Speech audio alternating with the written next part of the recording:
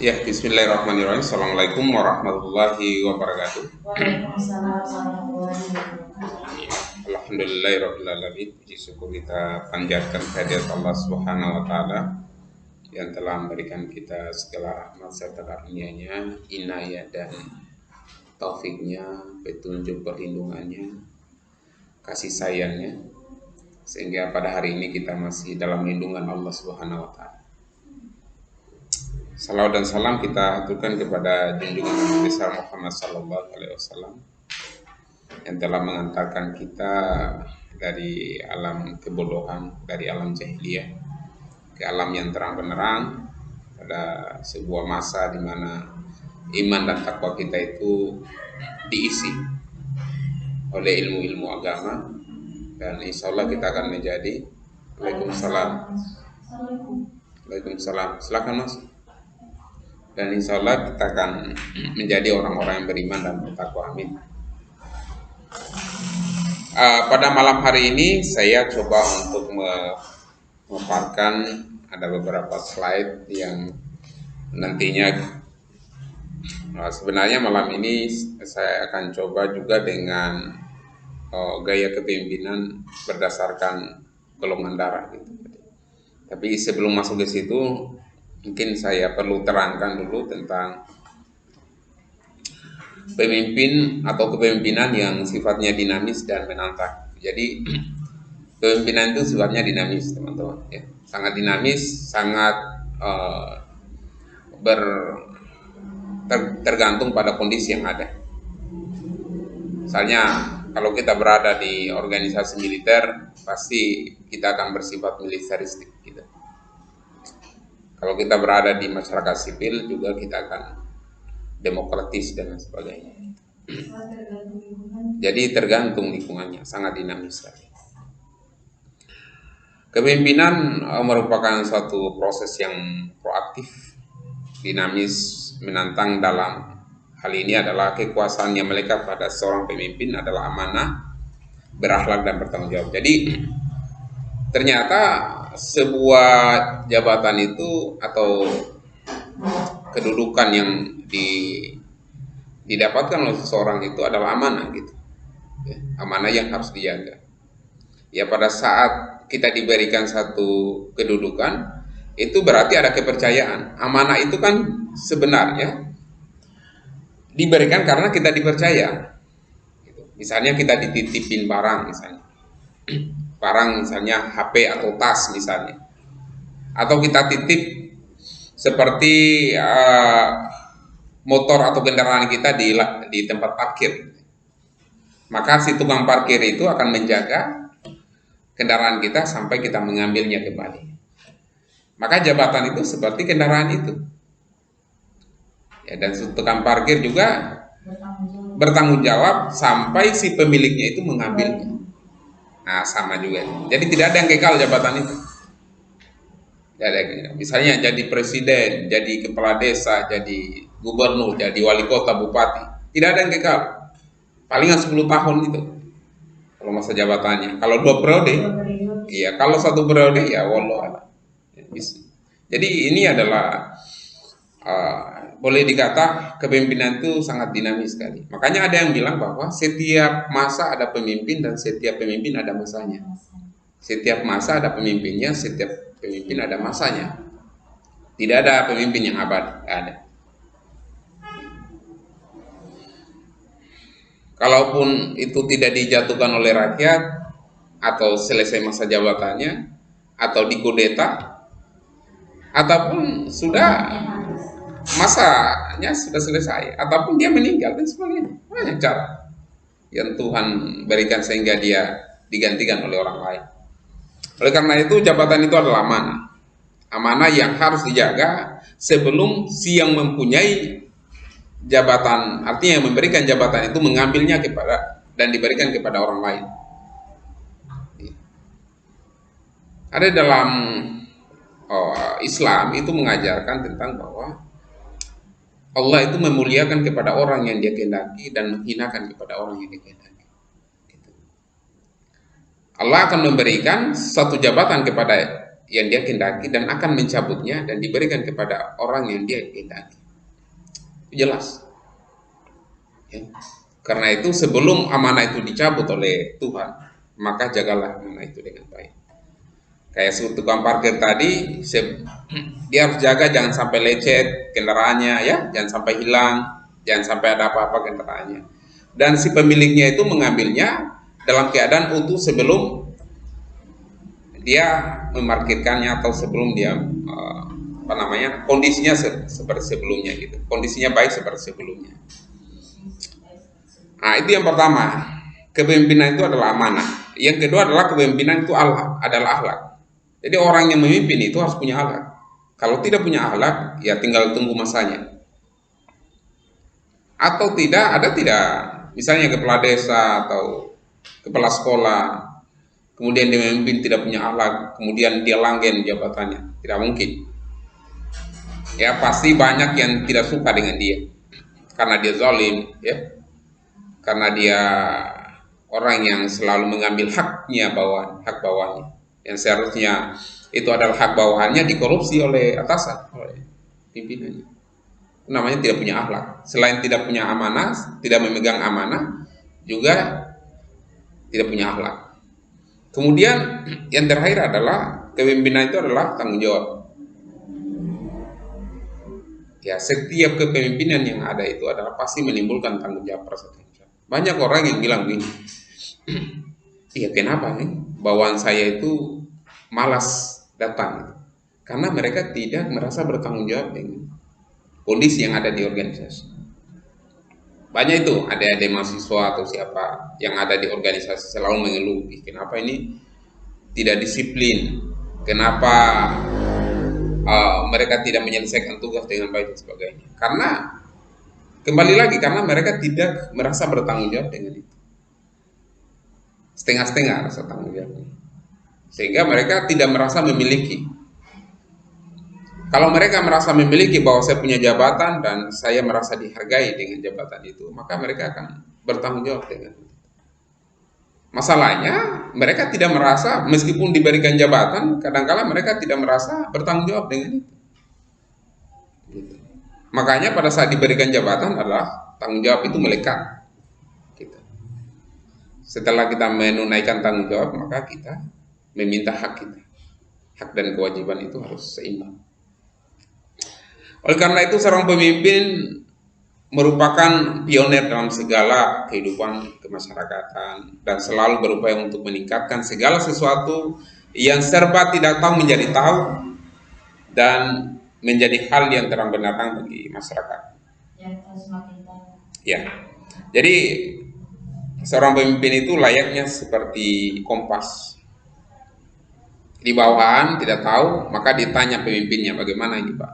Minta petunjuknya. Oh ini arahnya ke sini. Seperti kompas. Petunjuk arah. Yang tadinya tidak tahu menjadi tahu. Yang tadinya tahu menjadi lebih tahu lagi. Tapi kalau ada pemimpin, ada seorang atasan yang pada saat ditanya dia tidak tahu, itu bahaya juga.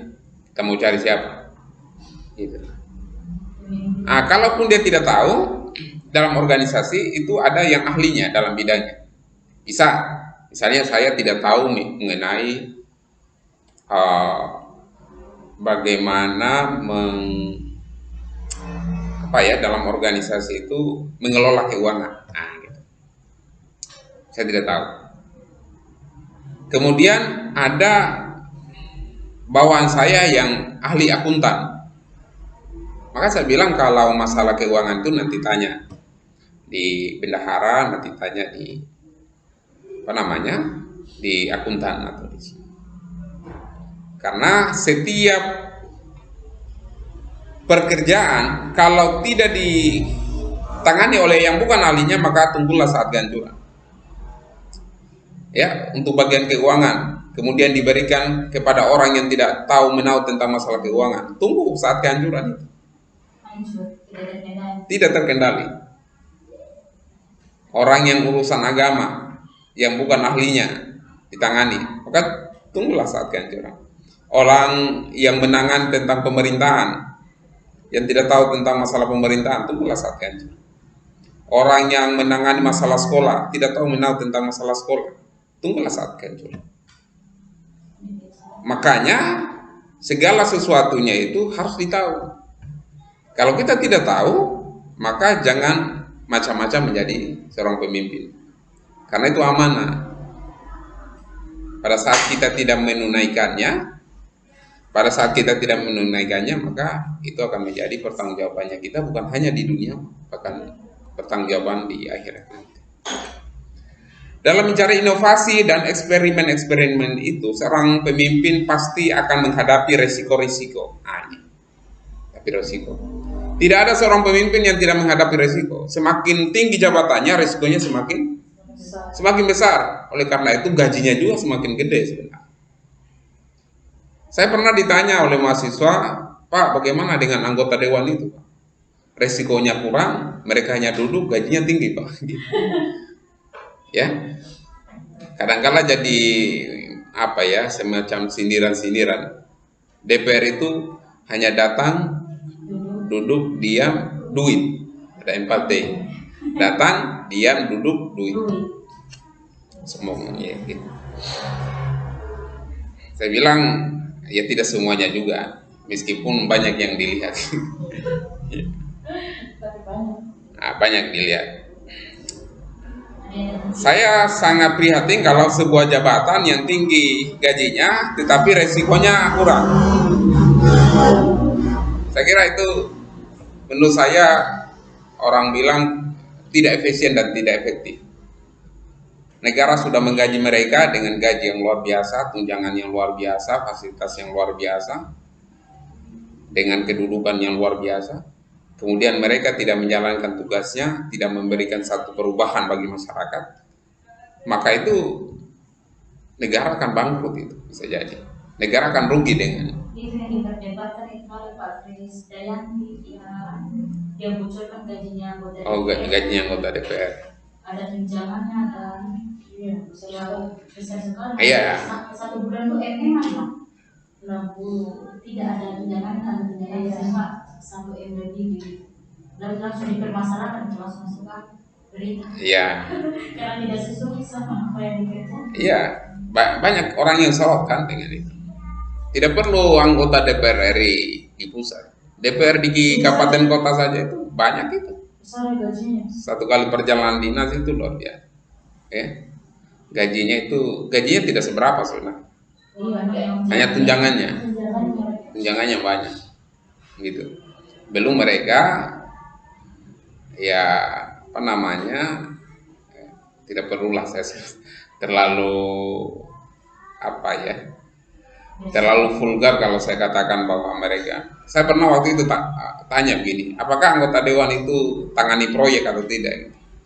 Karena yang kita tahu itu selalu kita dengar, ini proyek ini paketnya si A, proyek ini paketnya si B yang dulu di anggota dewan ini, sebagainya. Itu yang kita dengar gitu. Ada teman saya bilang yang kerja di sekretariat, bilang tidak ada anggota DPR secara konstitusi menangani proyek, baik itu negara maupun daerah, tidak ada. Karena mereka tugasnya bukan kontraktor. Ya kecuali tanya apakah kontraktor menangani proyek daerah, ya boleh jadi. Tapi kalau anggota DPR itu dilarang untuk menangani proyek di daerah maupun di pusat. Gitu. Tetapi saya bilang, saya tanya lagi, tetapi saya dengar itu banyak gitu. Itu banyak. Ini proyek jalan ini untuk anggota dewan ini. Ya boleh jadi. Tapi kan bukan namanya dia. Iya, pakai nama orang lain. Pakai CV yang lain. Ya gitu. Ada orang lain. Tapi itu sudah titipan orang. Titipan. Wallahu alam misal. Saya juga tidak tahu. Saya tidak tahu. Insyaallah ya, kalaupun hal seperti itu terjadi sangat prihatin sekali. Karena mereka gajinya sudah tinggi. gajinya tinggi, tunjangannya tinggi. Apa sih yang kurang? Fasilitasnya sudah ada. Soalnya waktu mereka kampanye juga itu kan uang. Itu masalahnya di situ. Masalahnya pada saat mereka kampanye mau ingin cari suara, mereka beli suara dengan mereka beli suara. Salahnya di situ. Kembali modal dulu. Kembalikan modal dulu baru. Ya, itulah masalah di negara kita. Masalah yang sudah menjadi rahasia publik. Rahasia tapi itu sudah menjadi pembicaraan publik, rahasia publik namanya. Yang banyak sekarang pasalnya itu yang Makanya saya katakan tadi bahwa ini menjadi masalah yang berantai, yang susah untuk diputuskan. Kecuali kita mendapatkan satu pemimpin yang betul-betul adil, yang betul-betul menghindari adanya money politik itu. Tapi pertanyaannya siapa? Itu yang secara teori ya jelas, tetapi kan dalam prakteknya itu antara teori dan praktek itu 180 derajat berbeda gitu. Sehingga banyak orang yang pesimis, ini ngapain kita mau belajar, di lapangan juga tidak sesuai dengan teoriku. Menimbulkan satu pesimistik. Tapi saya selalu membantah bahwa tidak bisa, teori tetap ada. Teori itu selayaknya dia pemandu. Tidak perlu kita bicara teori yang merupakan hasil dari ide-ide manusia. Kita bicara saja Alkitab yang nyata-nyata sempurna. Tidak ada celah dalam Al-Quran yang merupakan petunjuk yang paling sempurna. Umatnya banyak juga kok melanggar. Kan begitu. Lebih-lebih teori yang dibuat oleh manusia. Padahal sudah jelas petunjuknya. Kembali lagi bahwa teori itu untuk menjadi kompas bagi kita supaya sesuai dengan apa yang menjadi prosedur yang benar. Kalau kita tidak butuh teori, kita butuh apa? Pertanyaannya. Saya sempat diskusi dengan teman saya. Kita mau butuh apa kalau kita tidak ada teori? Kalau tidak, karena teori itu lahir itu dari beberapa temuan penelitian yang objektif, dan itu tidak sembarangan. Itu bukan hanya 1-2 hari itu didapatkan, tahunan itu. Kenapa kita mendapatkan bola lampu yang terang seperti ini? Karena ada teori. Gitu. Kenapa kita mendapatkan bangunan yang kokoh seperti ini? Karena ada ditunjang oleh teori gitu. Kalau kita tidak punya teori, kita mau pegang apa? Tidak bisa. Harus ada teori, dan teori itu kita praktekkan.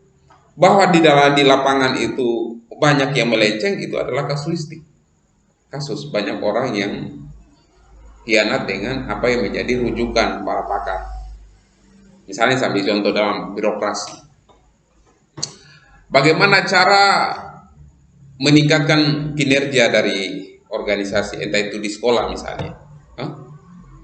Salah satunya adalah meningkatkan kesejahteraan guru misalnya, atau pejabat di dalamnya. Tapi faktanya banyak guru yang belum sejahtera misalnya. Atau katakanlah sudah diberikan kesejahteraan. Secara teori semakin tinggi kesejahteraan, pasti kinerjanya semakin bagus. Kan gitu. Tetapi kesejahteraan dalam artian gaji semakin tinggi gajinya, maka semakin berpengaruh pada kinerja atau prestasi. Jadi, ternyata faktanya tidak. Gajinya tinggi, pekerjaannya lebih santai, kinerjanya tidak bagus. Berarti ada faktor lain. Ada faktor lain sehingga kinerjanya menurun. Apa itu? Bisa jadi hubungan di dalam itu kurang harmonis. Bisa jadi pemimpinnya tidak adil. Dia dapat gaji, tetapi selalu dia berada di bawah tekanan, tidak nyaman kerja dan sebagainya. Banyak faktor kan? Jadi bukan hanya gaji. Atau mungkin karena dia pemimpin, jadi seolah-olah dia bekerja limpahkan ke bawahan semua. Ya boleh jadi. Ya kemarin ada anggota-anggotanya yang lain diambil semua pekerjaan. Ya, saya kira itu hal yang wajar selagi dalam proporsi yang benar kan gitu. Pemimpin memberikan amanah kepada bawahan itu hal yang wajar. Tapi kalau melebihi juga bukan? Kalau sudah melebihi kapasitas, kalau sudah melebihi kemampuannya itu saya kira perlu juga kita timbang-timbang juga. Saya kira seorang pemimpin harus ya seperti tadi punya akhlak, ya punya akhlak. Ya, karena kalau dia punya akhlak pasti dia akan rasa-rasa ini saya kasih tanggung jawab kepada bawahan saya ini mampu tidak dia. Tapi kalau tidak mampu ya saya kira tidak perlu, ya. Artinya menjadi tanggung jawab atasan sendiri. Pertanyaan kedua, seorang atasan yang baik itu seharusnya orang yang selalu membela bawahan, melindungi dalam artian, melindungi dalam posisi bawahan itu dalam posisi yang benar. Kalaupun salah, dibina. Kebanyakan kan kita lihat ada atasan yang sibuk menyalahkan bawahan kan. Banyak kita lihat. Oh ini kinerjanya kantor ini karena ini si A ini begini tidak kerja. Dia sendiri tidak pernah koreksi diri, evaluasi diri. Gitu. Harusnya kalau seperti itu ya bilang bahwa ini adalah karena saya mungkin tidak mampu untuk memimpin kalian. Kan begitu. Jadi bawahan juga merasa diri gitu. Saya juga ini Pak merasa bahwa selama ini saya belum terlalu mengikuti arahnya Bapak. Jadi masing-masing mengevaluasi diri. Atasan juga mengevaluasi diri. Meskipun ada namanya evaluasi dari atasan ke bawahan. Itu secara manajemen kan ada evaluasi. Yang mengevaluasi bawahan itu siapa? Atasan kan? Atasan gitu. Tetapi atasan juga harus pintar juga mengevaluasi dirinya sendiri. Harus ada lembar evaluasi diri bagi pemimpin. Apakah saya sudah berkomunikasi dengan baik? Apakah saya berhubungan baik dengan bawahan? Apakah saya punya pengambilan keputusan melibatkan bawahan? Apakah saya selalu mengajak bawahan untuk berdiskusi dan sebagainya? Itu harus ada lembar evaluasi diri gitu. Bukan hanya kita mengevaluasi orang lain tapi diri kita juga harus evaluasi. Bahkan di satu organisasi bawahan juga bisa mengevaluasi atasannya gitu. Ada satu cerita, mungkin cerita singkat itu terkait dengan namanya semacam pengawasan melekat itu. Kita saling mengawasi. Jadi ada satu di lift itu kalau kita lihat di lift, kalau lift itu sudah penuh pasti tidak bisa mengangkat orang-orang kan, dan dia otomatis kan, gitu. Maka harus ada yang keluar, kan gitu. Harus ada yang keluar. Mau tidak mau harus ada yang keluar. Nah, itu adalah sistem secara otomatisasi bahwa kita ini sudah kelebihan beban. Jadi tidak perlu seorang pemimpin yang mengarahkan mereka, cukup kesadaran mereka sendiri siapa yang keluar. Betul tidak? Betul. Ada juga kejadian di kapal itu sudah melebihi muatan. Jadi kalau mau berangkat ini berpotensi ini tenggelam kapal ya. Ya mau tidak mau harus ada yang turun. Bagaimana caranya? Harus tahu diri juga. Yang sadar diri bahwa harus turun. Masalahnya ini semua penumpang yang ada di kapal ini mereka tidak ada yang turun. Paksa. Apa yang dilakukan oleh Syah Bandar? Maka ditahanlah itu surat-surat kapalnya, ditahan semuanya. Kemudian mereka bisa keluar kapal itu kalau sudah memenuhi syarat.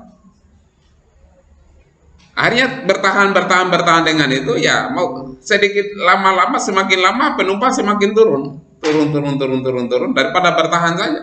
Turun ya sudah. Karena sudah memenuhi syarat sudah diberikan itu surat-suratnya, kemudian berangkat lagi ke kapal. Jadi tidak perlu, sebenarnya tidak, kalau kita punya kesadaran yang tinggi dalam organisasi, sebenarnya tidak perlu pemimpin gitu. Cukup diri kita sendiri yang merasa bahwa saya ini punya tanggung jawab loh gitu dengan ini.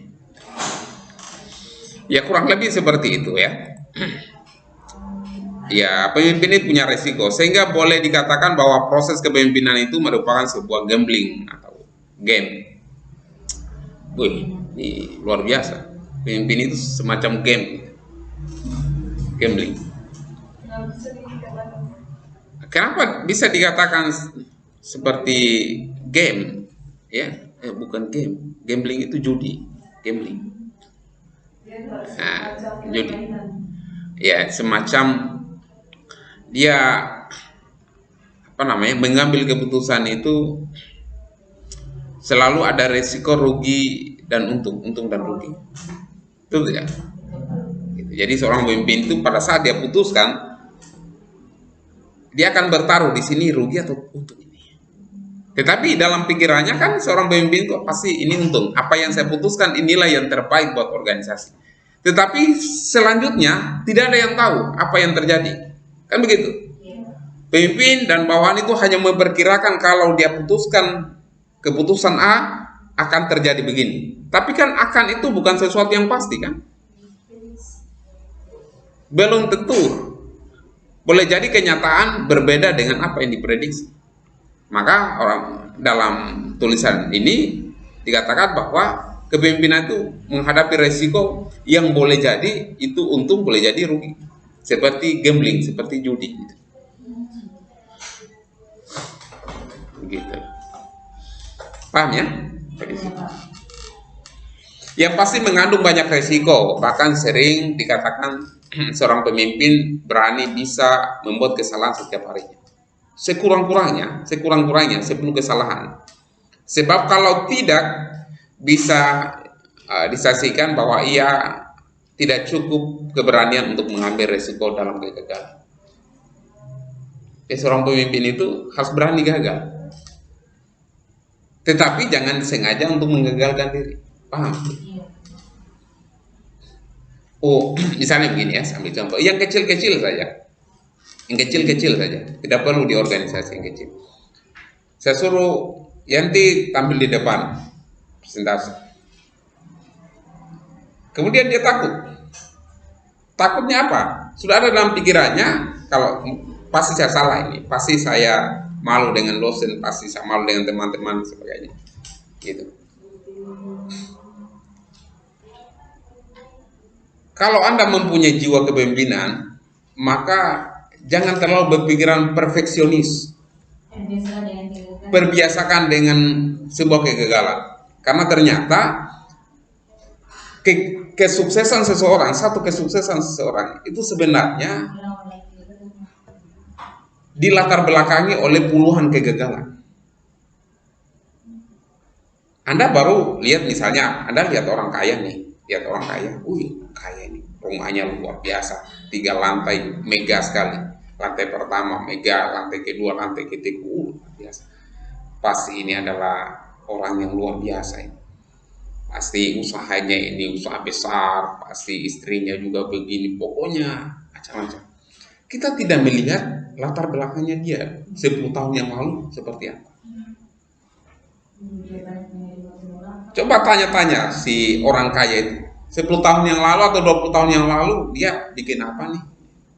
Pasti itu dia akan cerita tentang kesengsaraannya. Pasti dia akan cerita tentang kegagalannya, pernah ditipu, pernah begini, apa segala macam. Yang itu adalah cerita masa kelam dan gelapnya dulu. Karena kerja kerasnya sehingga menghasilkan namanya rumah yang 3 tingkat dengan pernak-pernik yang sangat mahal sekali. Kebanyakan orang terjebak dengan sesuatu yang nampak.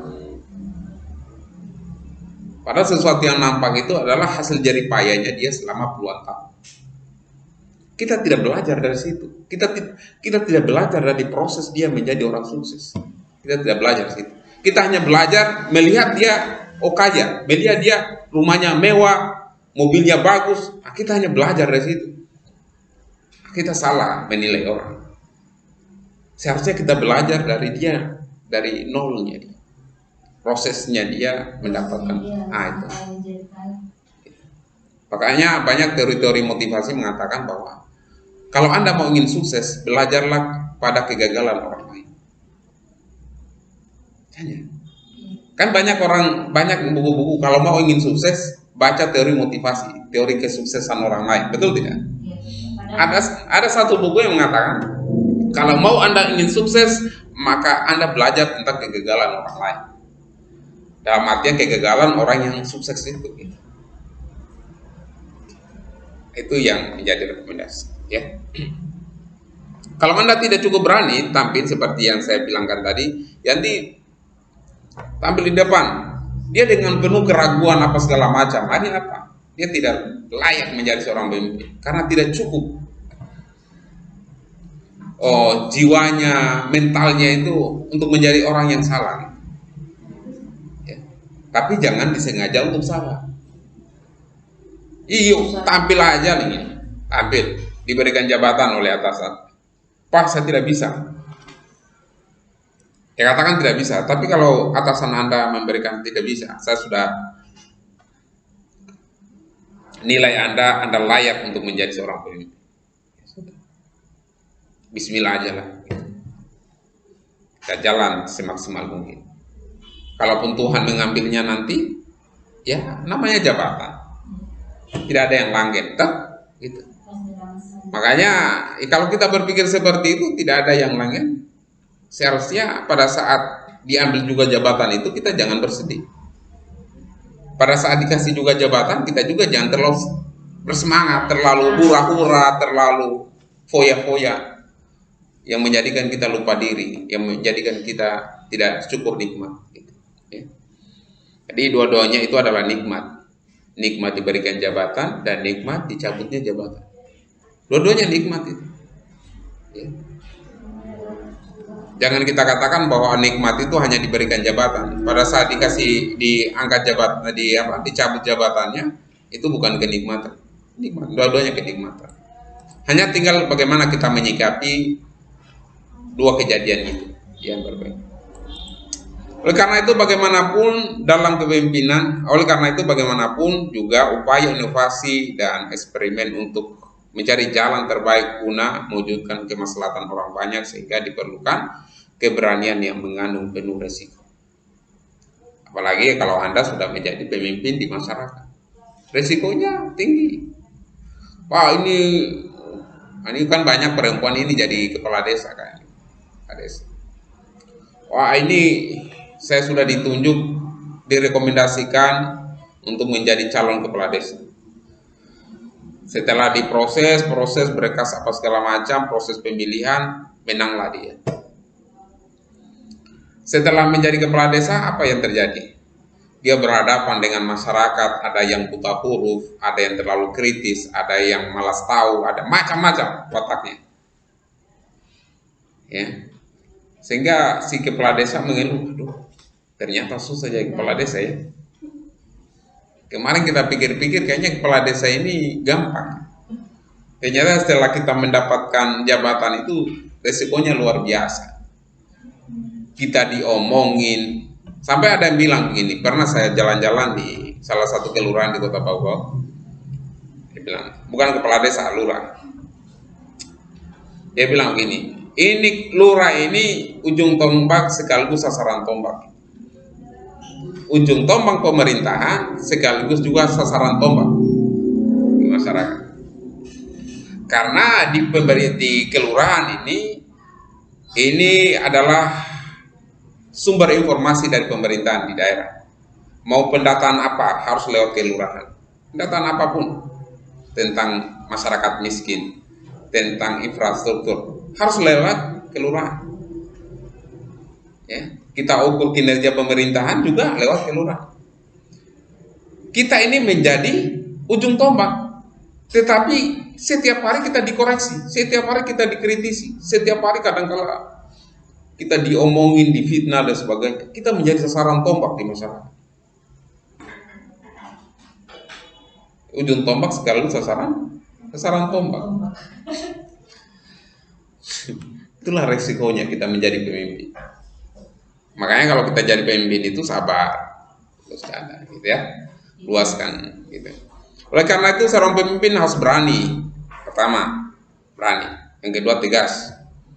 Kemudian jangan ragu-ragu. Jangan ragu-ragu. Ambil keputusan itu, Bismillah. Jangan ragu-ragu. Jangan bimbang. Ambil keputusan bimbang. Apa ini?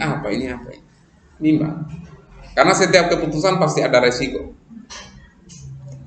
Dan percaya diri dalam mengambil keputusan. Ya, pertama tadi berani, kemudian apa? Tegas.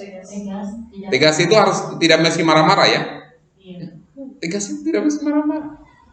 Orang diam pun itu menandakan ketegasannya. Misalnya begini ya. Besok kita ke pesta. Diam aja. Saya bilang tidak bisa. Pokoknya pergilah gitu. Tidak bisa. Itu bisa. Sudah. Diam aja. Iya. Beda dengan marah. Marah itu pasti mukanya merah gitu. Ya, hatinya sudah tidak bagus. Itu bukan itu yang saya rekomendasikan. Tegas ini yang saya maksudkan adalah sikapnya dia dalam menentukan keputusan itu tidak ragu gitu, tidak dalam artian apa ya, mudah terombang-ambing oleh keadaan. Kalau sudah katakan A, ya A, selesai. Orang tegas. Besok, misalnya, besok kalau pedagang ini yang ada di trotoar ini, kalau tidak pindah karena ini sudah mengganggu ketertiban umum, besok kami akan tertibkan. Ya sudah, datang besok tertibkan, tapi tertibkan dengan baik-baik kan. Jangan ditendang, ina-ina ditendang, aduh. Itu namanya tidak punya akhlak. Kembali lagi tadi, tidak punya akhlak.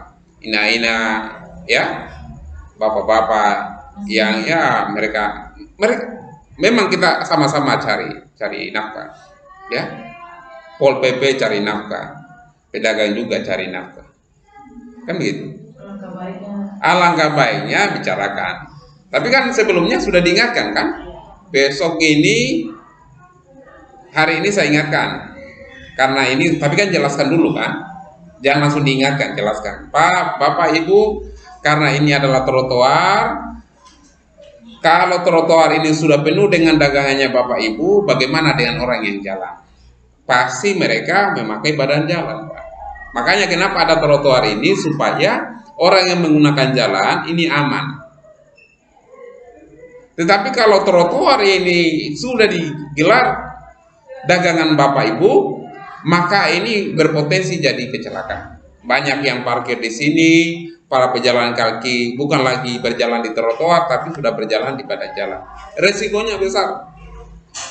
Oleh karena itu besok saya ingatkan kepada Bapak Ibu, besok kami akan tindak tegas. Siapapun yang melanggar aturan, kami akan pindahkan Bapak Ibu. Bisa ya Bapak Ibu? Bisa Pak, gitu. Ya. Besok masih menjual misalnya, datang tak lihat, kenapa masih menjual? Kan kemarin sudah diingatkan, Pak, begini Pak, tidak ada tempat kami yang ini Pak, tidak ada. Ya kalau tidak menjual tidak makan Pak, gitu. Ya sekarang begini, saya tidak larang Bapak Ibu untuk menjual, kan begitu. Saya tidak larang Bapak Ibu menjual, silakan menjual, gelar dagangan di mana yang menurut Bapak Ibu aman dan tidak mengganggu ketertiban orang lain, silakan. Tapi kalau di sini Bapak Ibu, ini ada haknya orang lain juga selain Bapak Ibu. Ya, Ibu punya hak menjual dan saya tidak larang. Tapi ada para pengendara, para pejalan kaki, mereka punya hak juga di sini. Jadi jangan saling mengambil hak satu sama lain. Saya tidak larang kok gitu, Bapak Ibu. Silakan gelar dagangannya di bagian sana atau di bagian sana Bapak Ibu, supaya ini tertib. Dijelaskan sama ibu-ibunya, kan enak Bu. Kalau misalnya di sana itu tertib, ini dagangan ini tertib, enak, bagus. Yang penting ibu bisa ikuti arahan kami. Kalau di sana ada preman, di sana belum ramai, ya nanti kan akan berjalannya waktu akan ramai.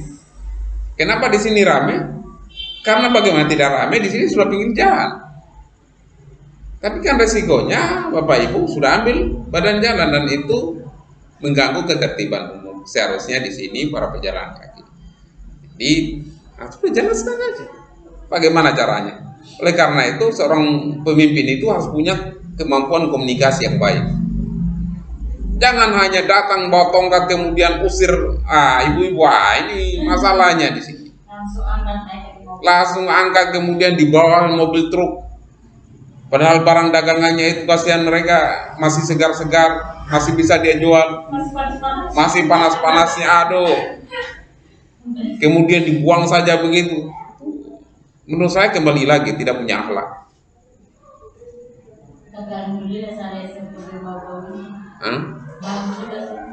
Kalau di sini ya, bagus ya. Karena kan sudah banyak sorotan di masyarakat kan, apalagi sekarang kan sudah zaman. Ya banyak sorotan dari tahun ke tahun memang ya, namanya juga Satpol PP kan gitu. Mereka ya kadangkala juga belum ya diajari dengan tegas, tetapi kadangkala ketegasannya itu ya emosinya belum, secara emosional belum terlalu dewasa, sehingga yang ada itu adalah ya pada saat berhadapan dengan masyarakat yang keras kepala ya kadangkala mereka bermain kasar. Harusnya pasti ada jalan komunikasi. Saya yakin mereka para pedagang juga punya hati kok. Tinggal kemampuan komunikasi. Selanjutnya, menurut James dan Barry mengatakan bahwa saya tidak menganggap kepemimpinan sebagai posisi, saya tidak menganggap pemimpin sebagai keterampilan, tapi saya menganggap kepemimpinan adalah hubungan gitu ya. I don't think of leadership as position gitu. Saya tidak memikirkan, saya tidak berpikir bahwa kepemimpinan itu adalah sebuah posisi, sebuah jabatan. I don't think of leadership as a skill. Saya tidak berpikir bahwa leadership itu adalah skill. But I think of leadership as a relationship. Tetapi saya menganggap bahwa kepemimpinan itu adalah relationship. Relationship itu adalah bagaimana menjalin hubungan yang baik kepada orang lain. Gitu ya. Itu menurut James dan Barry. Dan demikian seorang pemimpin adalah sangat tergantung bagaimana ia mampu melakukan komunikasi yang baik kepada rakyatnya, kepada bawahannya, yang menunjukkan gelap menuju terang, yang menunjukkan ketidaktahuan menjadi terang benderang, serta memberikan jalan terbaik untuk memenuhi kepentingan rakyat atau bawahannya. Luar biasa ya. Jadi ini kalau ditahu oleh seorang pemimpin di daerah atau pemimpin di organisasi atau Satpol PP atau polisi atau siapapun atau kepala sekolah atau siapapun, ini kalau ditahu ini prinsip-prinsip seperti ini, mereka akan menjadi seorang pemimpin yang baik, yang bijak, pasti ya. Tapi masalahnya mereka tidak paham tentang hal itu, atau mungkin mereka paham tapi mereka tidak laksanakan. Sama halnya halal haram, mereka sudah tahu ini yang halal, ini yang haram, tapi mereka masih melanggar. Boleh jadi kan gitu. Ada dua faktor. Yang pertama mereka tahu, tapi mereka abai. Yang kedua mereka tidak tahu. Kalau tidak tahu, kita beritahukan begini caranya. Yang menjadi masalah ini orang yang memang betul-betul dia tahu, tetapi dia tidak laksanakan. Berarti munafik dia. Munafik dalam artian orang yang sudah mempunyai ilmu tapi dia tidak gunakan ilmunya untuk hal kebaikan, namanya munafik. Gitu. Pada hakikatnya kepemimpinan adalah amanah, seperti yang saya katakan tadi. Dengan kata lain, kekuasaan yang melekat kepadanya atau seorang pemimpin itu adalah amanah yang semata-mata didedikasikan bagi kepentingan rakyat banyak atau bawahan, disertai sikap dan perbuatan yang berakhlak mulia dan bertanggung jawab. Seperti yang saya jelaskan tadi ya. Sebagai pemimpin yang berperilaku menyalahgunakan kekuasaan atau dalam bahasa Belandanya adalah detournement de pouvoir untuk kepentingan pribadi. Jadi menyalahgunakan jabatan untuk kepentingan pribadi, serta bersikap dan bergaul atau passing the buck. Ya, passing the buck itu adalah sama halnya dengan perbuatan menyalahgunakan kekuasaan. Passing the buck adalah suatu sikap yang mengelakkan tanggung jawab. Jadi passing the buck itu dia punya tanggung jawab, tetapi melepaskan tanggung jawabnya, dilimpahkan kepada orang lain, namanya passing the buck. Kalau detournement de pouvoir atau the abuse of power namanya dalam bahasa Inggris, abuse of power, penyalahgunaan kekuasaan. Ya. Nanti baca, makanya sering-sering baca itu. Abuse of power itu adalah terlalu berlebihan. Iya, terlalu besar. Power itu kekuasaan yang terlalu berlebihan. Ayat.